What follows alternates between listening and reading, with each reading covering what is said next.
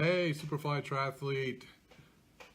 This is David Miner getting back to you with a live broadcast. We're going to go over swimming topic number 2 today, which is breathing. I hope you guys are having a good week. I hope you're ready for a good weekend, whether you're racing, whether you're just taking it easy or getting in some good training. But I hope you take today's live broadcast and you take away some of this with you and get into the pool or into a lake, ocean, wherever you want to swim this weekend and try out some of this stuff. We're going to let some people get on here and join. I hope you guys are getting ready for whatever your plans are this evening. So we'll give some people some time to get on here, and then we'll get started with today's topic, freestyle and breathing, which is super important if you want to be a swimmer.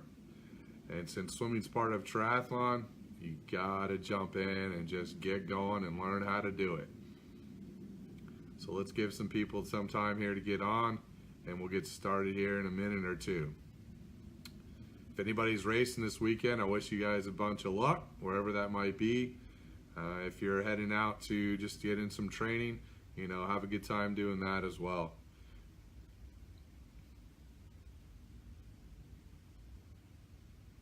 Hey, Danny Miner. Welcome. Give some more people some time here to get on board.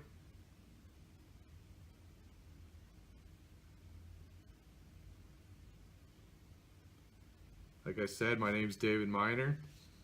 I am one of the Superfly triathlete coaches focused around the swimming part of triathlon. So welcome, Jamie.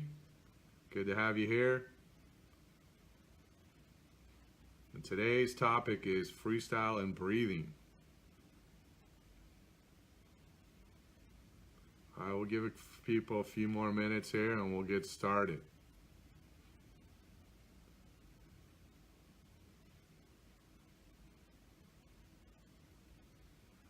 Whatever you guys are today, I hope the weather's good. We're doing pretty good here in Sarasota today, a little cloudy. But other than that, air temperature's not too bad today. So hello, Julie. Thanks for joining. We'll give everybody about one more minute and then we'll get started. Howdy, Jamie. How are you?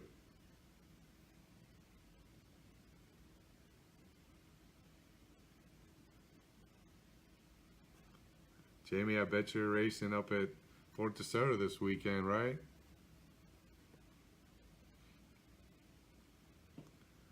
All right, guys, we'll go ahead and get started. Those who will join in later, they can always go back and watch this on the triathlete community. So today's topic is freestyle and breathing. So in freestyle, there's basically 2 styles of breathing. Most people either breathe every stroke or they bilateral breathe, which is every 3 strokes, or 5 or 7, but it's basically breathing to both sides. So everybody has a natural side to their breathing, which is, where you're going to spend most of your time breathing, but bilateral breathing forces you to breathe to the other side. So bilateral breathing gives you the opportunity, especially for those that are triathletes, to be able to balance out your stroke a little bit more in the open water, maybe swim a little straighter. Some people have a hard time swimming straight, and this sometimes helps out that ability by balancing out your stroke, by breathing, on both sides. It also allows you to be able to sight a little bit better in open water. So if you're having a hard time seeing a buoy and you're sighting mostly on your right because you breathe to your right predominantly, you can switch to breathing to your left and jump, take a good sighting on your left side to see if that helps you find your marker and where you're headed.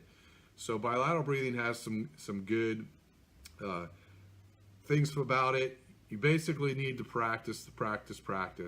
If you're not comfortable breathing on your opposite side, your non-natural side, you need to spend some time really practicing that. For those of you that do it already, that's awesome. Keep it up, keep practicing it, and keep working on it. So in swimming freestyle, we can't breathe whenever we want. Just in running, biking, you guys can breathe whenever you want. You're on the bike, you can breathe as often and as frequent as you want. But when you're swimming, portion of your time, your face is in the water. That means that you cannot breathe. Obviously, not a good idea to breathe under the water.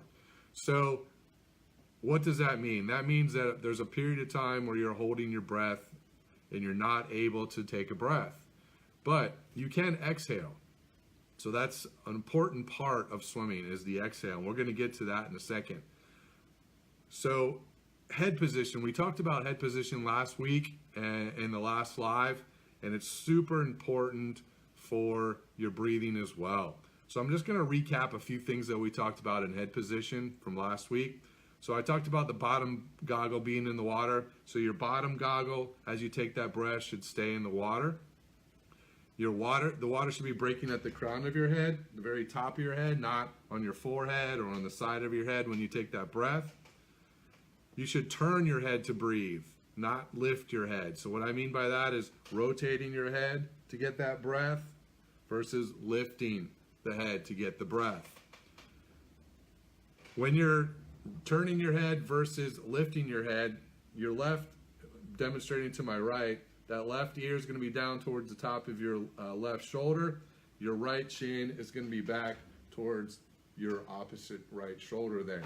So keeping that chin back towards that right shoulder when you're breathing to your right, and opposite if you're breathing to your left, is important on helping to keep that head down. So those things we talked about a lot last week, so you can go back and check out that live video that's on the community page if you didn't get to see that, and it'll go into more depth. But those things are really important for good breathing and good proper head position to help you breathe better. So I mentioned a few minutes ago about exhaling. Exhaling is an extremely important part of swimming. You can't hold your breath constantly. You don't want to wait till the last second to exhale. So you have to time it correctly so that when you're ready to breathe, your mouth's above the water, that you're ready to take a good breath. So what does that mean? That means that during the swim, you need to exhale. So during your stroke, from the time you get your breath, your face is back down in the water. Now you're taking another stroke. So as you're moving through that next stroke, you need to start exhaling. But don't blow it out all at once. You don't want to turn your face back down in the water and just exhale immediately, or you're going to lose all that air. You're going to continue your stroke, and by the end of that stroke, you're probably going to be out of breath. And if you're breathing bilaterally, it's 3 strokes, so you're going to go through 3 strokes by the time you're ready to take that breath. So what you want to do is slowly exhale. You can do this through your nose, you can do it through your mouth, almost like blowing bubbles. So slowly start that exhale as you're taking that next stroke with your face down in the water. The goal here is to get rid of the majority of your air with your face in that position, looking straight down. As you turn your head to get that next breath, you can exhale the remaining amount of that air. The mouth will break the surface of the water and you can get a good breath. If you're trying to exhale at the last minute, the last second, right before your head breaks or your mouth breaks the surface, or if you're waiting all the way to the end when your mouth is above the surface of the water and you're trying to exhale, then you're going to not have enough time to get a good breath. What I call taking a half breath. So imagine trying to bike or run and you're only exhaling halfway and you're only inhaling halfway on every single inhalation and every single exhalation.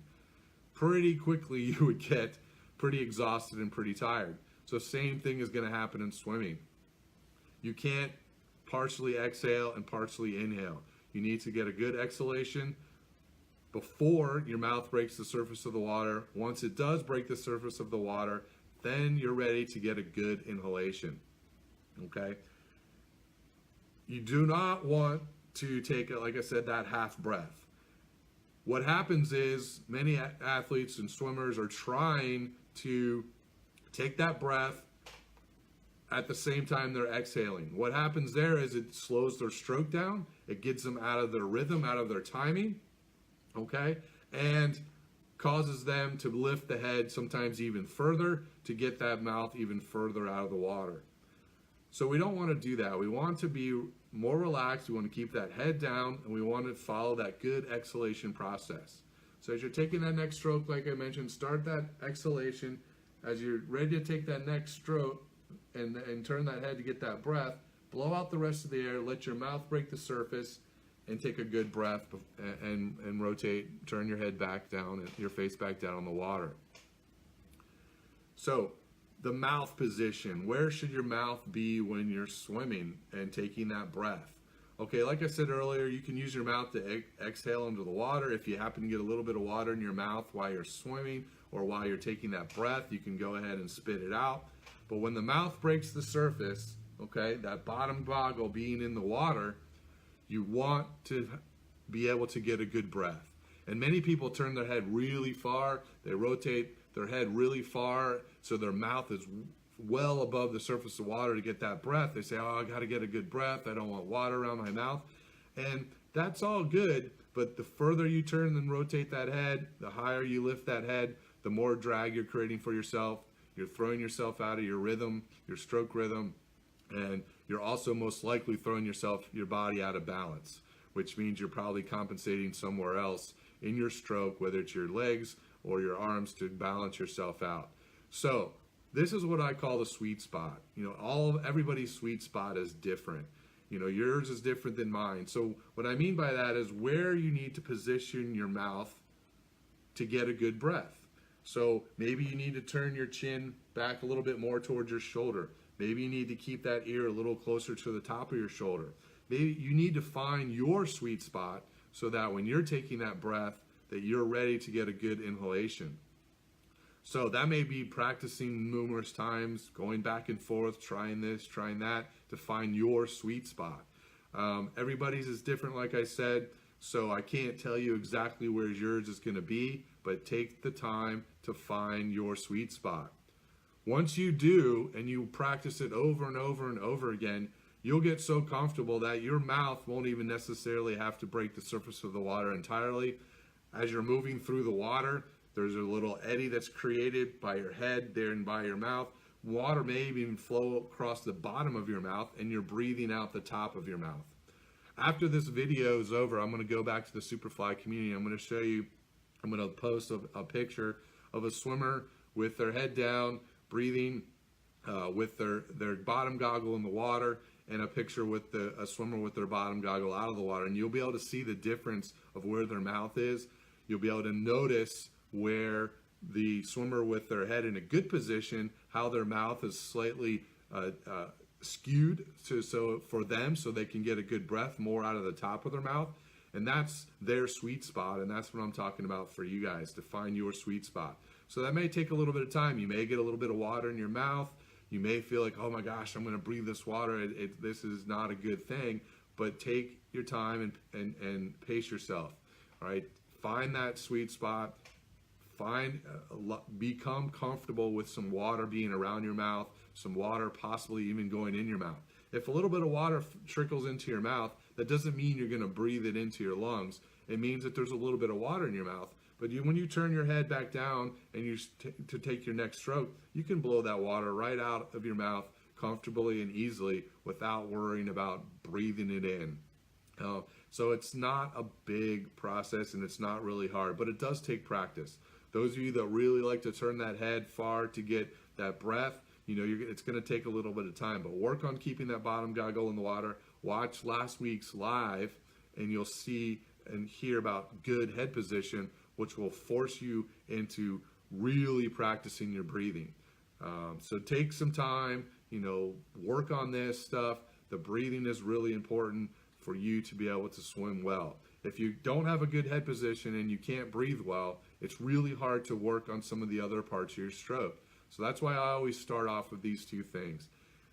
Breathing, number one, if someone's having a hard time, we start off with the breathing, because without that, fixing anything else is really hard.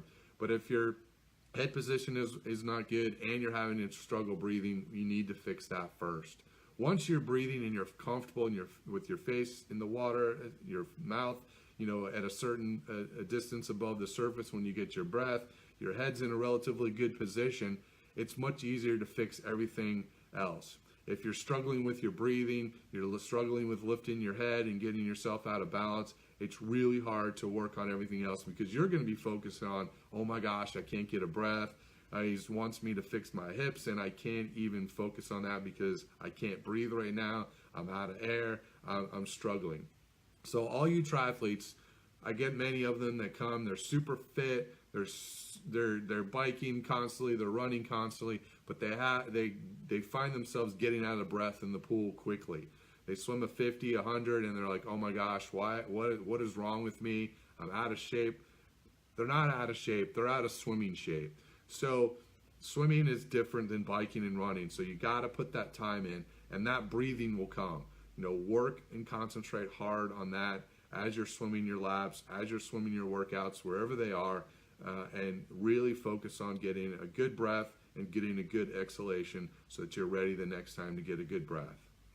All right, guys, that wraps up today's freestyle breathing.